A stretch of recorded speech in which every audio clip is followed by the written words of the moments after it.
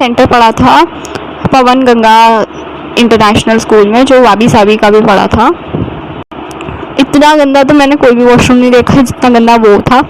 ऐसा लग रहा है नाले के अंदर घुस के आपको वॉशरूम करना है। So hello guys, welcome back to my channel. And तुमको जैसे पता है मेरे सारे पेपर हो चुके हैं and I want to share you कि यार मेरा कैसा एक्सपीरियंस रहा है। सेंटर था वो कैसा था, वहाँ पे मेरा कैसा एक्सपीरियंस रहा है। सिर्फ मेरा ही नहीं, मैंने 2-3 और भी लोगों का एक्सपीरियंस सुना है, क्योंकि ऑफकोर्स कुछ ना कुछ अच्छी और बुरी चीज़ें होती हैं and we should mention them so that future में वो चेंज हो सके। आई गेस सेंटर जो है ना दूर का ही पड़ता है, और मेरा पर्टिकुलरली जो सेंटर था वो बहुत ज़्यादा मतलब रूरल एरिया टाइप जगह पर था। जो सेंटर था उसमें एक बहुत बड़ी अच्छी बात थी कि हमारे पास ना बहुत बड़ा एरिया था जहाँ पे आप बैठ सकते हो, वरना दूसरे सेंटर्स का मैंने सुना है कि आपके पास बैठने तक की जगह नहीं होती और आपको रोड पे बैठना पड़ता है। तो आई गेस उस मामले में मेरा सेंटर बहुत अच्छा था। फैसिलिटीज़ कैसी थी, जैसे कि पानी की, खाने पीने की या फिर वॉशरूम की, तो साफ साफ कहूँगी कि पानी का तो बच्चों को का भी मुझे नहीं पता कि किसी को पानी किसी ने मांगा भी होगा या नहीं, और पहली बात अगर मांगा भी होगा तो मिला भी होगा या नहीं, ये तो मुझे नहीं पता। खाने पीने का तो कैंटीन वहाँ पर थी, बट वहाँ पर कोई खास मतलब एकदम कोई बहुत ज़्यादा अच्छा खाना नहीं था, नॉर्मल सा था। हमें पता है इंडियंस में तो यही होता है, सब अपने घर का ही ले आते हैं। बहुत सारे स्टॉल्स लगे हुए थे बाहर, अगर आप सेंटर के बाहर जाओगे तो बहुत सारे सेंटर थे, बहुत सारे स्टॉल्स लगे हुए थे। बाकी तीसरी चीज़ जो थी वॉशरूम की फैसिलिटी, तो जो बिल्डिंग के अंदर बच्चों के लिए वॉशरूम था वो तो बहुत ज़्यादा क्लीन था, ठीक है। तो मुझे लगा कि भाई ये तो बहुत अच्छी बात है, क्योंकि इंडिया में जनरली वॉशरूम इतने क्लीन नहीं होते।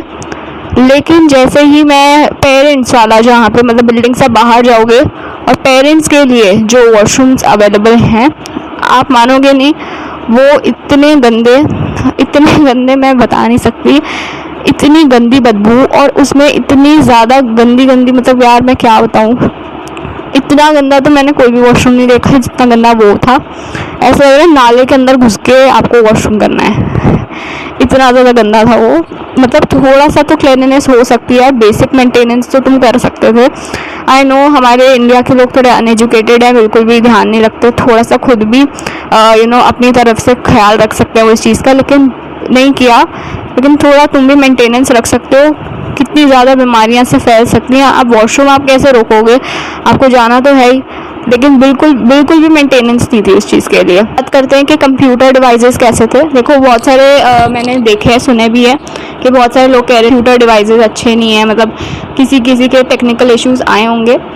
मेरे में जैसे ये था कि लाइट भी गई थी लेकिन कंप्यूटर बंद नहीं हुआ था, हमारा कंप्यूटर चल रहा था, पेपर भी नॉर्मली चल रहा था, ये तो बहुत अच्छी बात थी। मैं तो जैसी लाइट गई मैं तो डर गई कि यार अब कहीं कंप्यूटर तो बंद नहीं हो जाएगा, लेकिन कंप्यूटर बंद नहीं हुआ, so that was a good thing.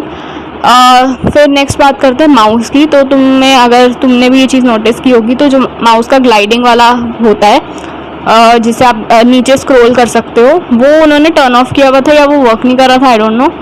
लेकिन आई गेस वो अगर इनेबल होता या वो वर्क कर रहा होता तो मान लीजिए कितना इजी होता ना स्क्रॉल डाउन करना, क्योंकि हमें वैसे ही टाइम इतना कम मिलता है, 60 मिनट्स में हमें 50 क्वेश्चंस करने होते हैं।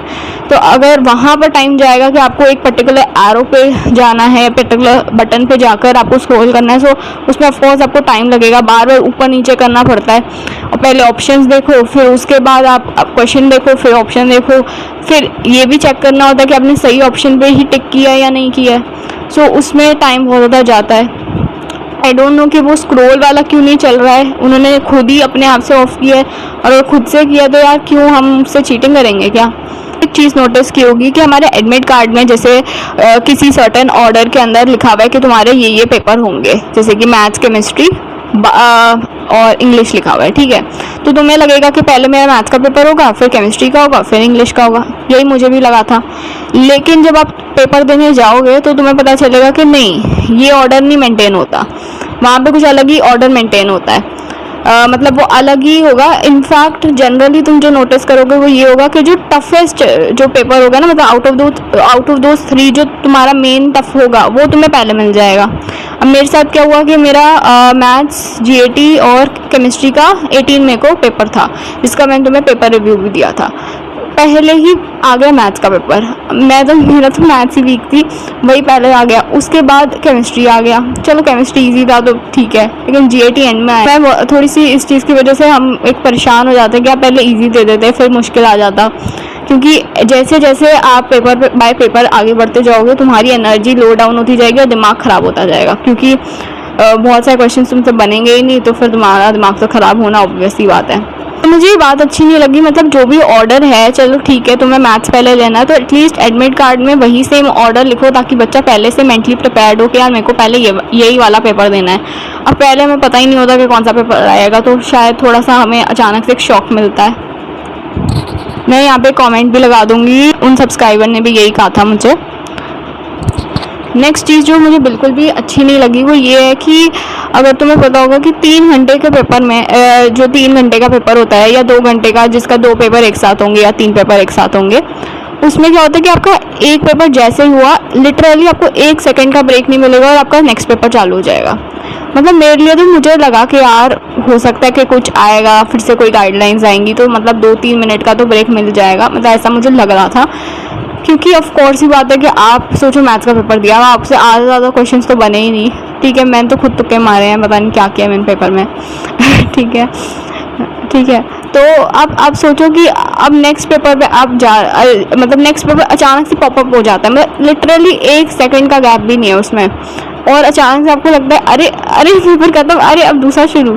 अरे भगवान मेरे, थोड़ा सा टाइम तो दे दो यार, चल 5 मिनट का ब्रेक दे दो यार, हम भी इंसान ही हैं, हमें थोड़ा सा तो शांति मिलनी चाहिए यार, इतना तो हम डिजर्व करते हैं। स्टार्टिंग में पूरा 1 घंटा हम बैठे रहते हैं या आधा घंटा बैठे रहते हैं, वो रो रो के टाइम निकलता है, ठीक है, और फिर जैसे ही पेपर शुरू होते हैं फिर वो शुरू होते ही जाते 2 सेकेंड का भी शांति नहीं मिलती। मैं यहाँ पे कमेंट लगा दूंगी, इनको टेक्निकल इशू फेस करना पड़ा। इनफैक्ट आई गेस और भी बहुत सारे बच्चे होंगे जिनको टेक्निकल इशू फेस करना पड़ता है हर साल। सो आई डोंट नो कि यार ये एनटीए कुछ इसके लिए करता क्यों नहीं है, या फिर मतलब वैसे आई गेस बहुत हद तक they have tried their best, क्योंकि वो मेरे भी सेंटर पे क्या हुआ था कि आई गेस पता नहीं कोई इशू तो हुआ था 2-3 बच्चों के साथ, एंड फिर उनको न्यू कंप्यूटर अलॉट हुआ था, न्यू सीट मिली थी उनको विथ इन द बिटवीन, मतलब एग्ज़ाम बस शुरू ही होने वाला था तब ऐसा हुआ था।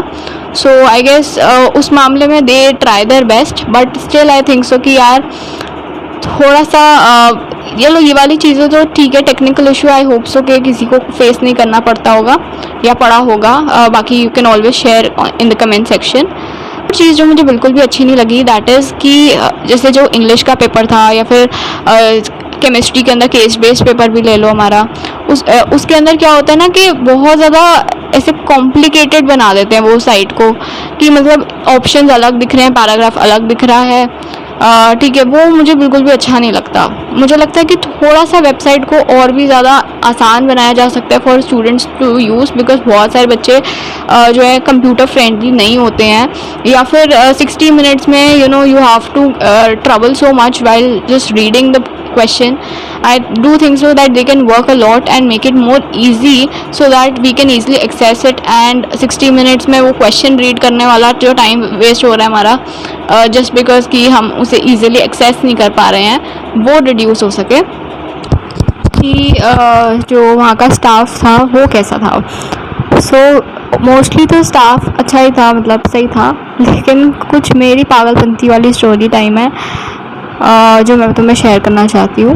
सो बेसिकली क्या हुआ था कि जिस दिन मेरा CS का CUT का पेपर था ना, उस दिन मैं थोड़ी सी पागल तो हुई, मैंने इंग्लिश का दे दिया था जबकि, लेकिन जब मैं CS का देने गई ना तो एक तो मैं पता नहीं अलग ही दुनिया में, मेरा ना पहले देखो जब मैं इंग्लिश में गई थी तब मेरा सेंटर नंबर 2 था, पता नहीं, हाँ सेंटर नंबर 2 था मेरा, और जब मैं CS वाले में गई तो मेरा सेंटर नंबर 1 था। तो दूसरा सेंटर पड़ा, मतलब सेम ही जगह पर दूसरी बिल्डिंग के अंदर जाना था, ठीक है। तो मैं जब गई हूँ सेंटर नंबर 1 के अंदर, तो सबसे पहली बात तो मेरे को समझ ही नहीं आ रहा था कि रूम कहाँ है, जाना कहाँ पर है। तो मैंने थोड़ा इधर उधर घूमी, फिर मेरे को फाइनली मिला रूम, ठीक है। मैं अंदर गई, ठीक है, मैं अंदर गई, फिर वहाँ पे वही होता है ना, बायोमेट्रिक टेस्ट होता है कि आपको अपना फिंगरप्रिंट लगाना है, फिर आपका लाइव फ़ोटो खींचते हैं। तो मैं सबसे पहले तो इतनी हड़बड़ा गई, आई डोंट नो, मैं लेफ़्ट थंब लगाना है, मैं राइट थंब लगा रही हूँ, ठीक है। और थोड़ा सा थोड़ा सी हेजिटेट कर गई। फिर उसके बाद क्या हुआ, मतलब बहुत छोटी सी बात है, लेकिन फिर मैं जा रही हूँ अपनी सीट ढूंढने के लिए, तो उन्होंने लिखा हुआ था ऐसे सी करके कुछ सीट लिखी हुई थी, सी करके ऐसे कोई नंबर लिखा हुआ था। एंड मैं दूसरा ही नंबर देख रही हूँ, वहाँ पे कंप्यूटर के एक नंबर लिखा हुआ था कंप्यूटर के बगल में, और एक लिखा होता कंप्यूटर के ऊपर। तो मैंने ना कंप्यूटर के ऊपर वाला नंबर देख रही हूँ मैं, और मैं सोच रही यार ये तो मतलब मेरा तो 200 कुछ अराउंड आ रहा है, और यहाँ पे तो 800 900 नंबर लिखा हुआ है, ऐसे कुछ लिखा हुआ है। तो मैं सोच रही कि मेरी सीट यहाँ पे है भी या नहीं है, या पता नहीं क्या हो रहा है। मैं लिटरली एक ही जगह से बार बार घूमे जा रही हूँ, बार बार घूमे जा रही हूँ, एक ही जगह से, ठीक है, एक ही जगह से घूमे जा रही हूँ, मैं घूमे जा रही हूँ। और फिर पता है क्या हुआ, सारे बच्चे जो आसपास के थे ना, वो सब मुझे ही देख रहे हैं कि पागल हो गई है या क्या हो गया। ऐसे एक ही जगह पे बार बार घूमे जा रही हूँ, मैं घूमे जा रही हूँ, एक ही जगह पे घूमे जा रही हूँ, ठीक है। कम से कम 2 मिनट तक तो मैं ज़रूर घूम रही थी, ठीक है। लेकिन उसके बाद जो है ना, वो मतलब एक बच्चा वो कहता आगे ने अपने दूसरे साथी बगल वाले बच्चे को कहता कि ना ये पागल है ठीक है। और फिर तभी मेरे को सीट मिल गई थी, ठीक है, क्योंकि तब मेरे को रियलाइज़ हुआ कि मैं गलत नंबर देख रही थी, मेरे को कोई और नंबर देखना था। तो एक बहुत छोटा सा इंसिडेंट, में मेरे को थोड़ा सा ऐसे अब मैं क्या बोलूँ, मेरे साथ ऐसा हो जाता है, अक्सर मेरे साथ ऐसा हो जाता है, ठीक है। बाकी तुम अपना जो एग्ज़ाम एक्सपीरियंस है वो ज़रूर शेयर करना कमेंट्स में, बिकॉज़ हम तभी तो इंटरेक्ट कर पाएंगे, तभी तो मुझे पता चलेगा कि यार तुम्हारी सिचुएशंस क्या थी, क्योंकि मैंने एक्सपीरियंस किया था, तो मैं अपना एक्सपीरियंस बता रही हूँ तुमको। And if you have to rate NTA की फैसिलिटीज़ जो भी उन्होंने प्रोवाइड किए ओवरऑल आउट ऑफ 10, तो तुम कितनी रेटिंग दोगे? मैं तो आई गेस 7 आउट ऑफ 10 दूंगी, बिकॉज़ इतना भी मैंने बुरा एक्सपीरियंस नहीं लिया, बस थोड़ी बहुत चीज़ें हैं जो मुझे लगी हैं that they can be changed, या फिर उन पे वर्क किया जा सकता है। बाकी आप अपने व्यूज़ ज़रूर शेयर करना कमेंट्स में। एंड मैं हमेशा तुम सबके कमेंट्स पढ़ती हूँ, and I just love that you comment below. And क्योंकि यार व्यूअर्स क्या है कि व्यूज़ तो बढ़ जाते हैं, लेकिन कमेंट से ही एक्चुअल इंटरेक्शन होती है, एक्चुअली पता चलता है that this person has actually watched my video and this is how they experience, this is how they feel like. मैं तुम्हारा कमेंट सिर्फ पढ़ती ही नहीं हूँ, रिप्लाई भी करती हूँ, सो प्लीज़ यार कमेंट ज़रूर किया करो। एंड टेलीग्राम चैनल भी ज्वाइन कर लेना, जहाँ पे हम डेली पोल्स करते रहते हैं, छोटे अपडेट्स तुमको वहाँ पे मिलते रहते हैं। और तुम्हें बहुत सारी इंपॉर्टेंट फाइल्स और रिसोर्सेज भी मिलने वाले हैं आगे, जो कॉलेज रिलेटेड वीडियोस आएंगी, उनमें भी तुम्हें बहुत ज़्यादा हेल्प होगी। कोई भी डाउट या क्वेरी हो, तुम हमेशा मुझे टैग करके पूछ सकते हो, या फिर जो मेंबर्स हैं वहाँ के टेलीग्राम चैनल पे या टेलीग्राम ग्रुप पे, they are also very helpful, they will help you a lot, so you should join. And pin comment में तुम्हें लिंक मिल जाएगा। Thank you.